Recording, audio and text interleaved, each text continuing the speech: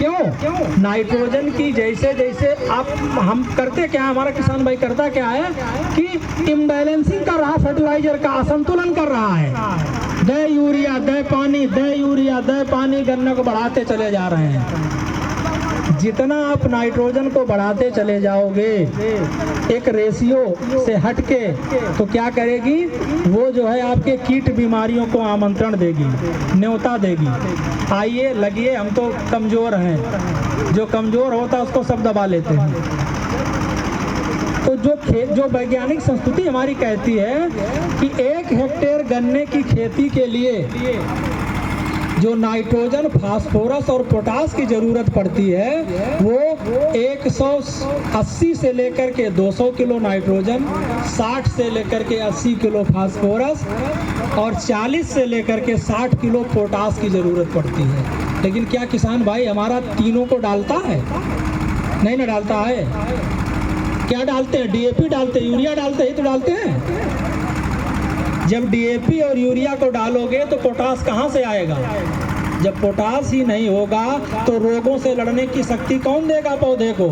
सीधे खड़े रहने की शक्ति उसको कौन प्रोवाइड करेगा? जड़ को फैलने के लिए ताकत कौन देगा?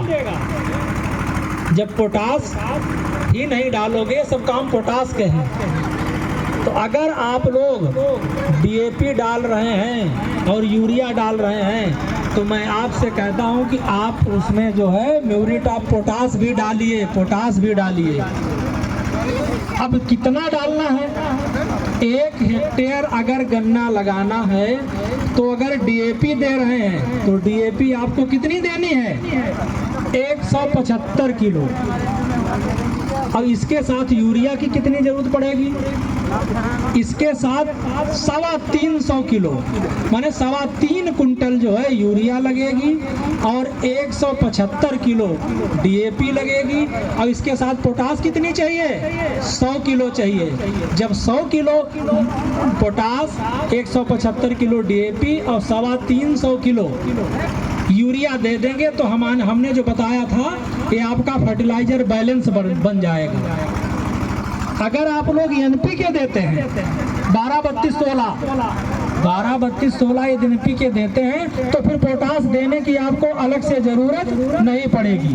वो 12-32-16 जो उसमें 12% आपका नाइट्रोजन होता है, 32% फास्फोरस होता है और 16% पोटास होता है, वो आपके जो हमने मात्रा बताई है 180, 200, 60, 80 और 40 से 60 ये मात्रा को पूरी कर देगा। कितनी दें? यदि आप 250 किलो एनपीके 12-32-16 दे दें और इसके साथ 350 यूरिया दे दें तो क्या करेगा? आपके तीनों तत्वों का जितनी उनको ज़रूरत होगी उनको मिल जाएगी। आप लोग करते क्या है? एनपीके तो कोई डालता ही नहीं है।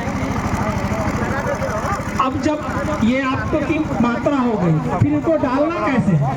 हमारे किसान भाई बहुत क्या करते हैं कि बहुत जल्दबाजी हुई तो कुछ लोग तो अभी एक गोष्ठी में हम गए थे, वहाँ हमारे किसान भाई ने कहा था कि हम तो साहब जो है खेत की तैयारी पहले सारे फर्टिलाइजर लेते हैं, ऐसे बखेर देते हैं, जुताई कर देते हैं। क्या यह तरीका सही है? क्या यह तरीका सही है? आप लोग भी इसी तरीके से खाद देते हैं क्या?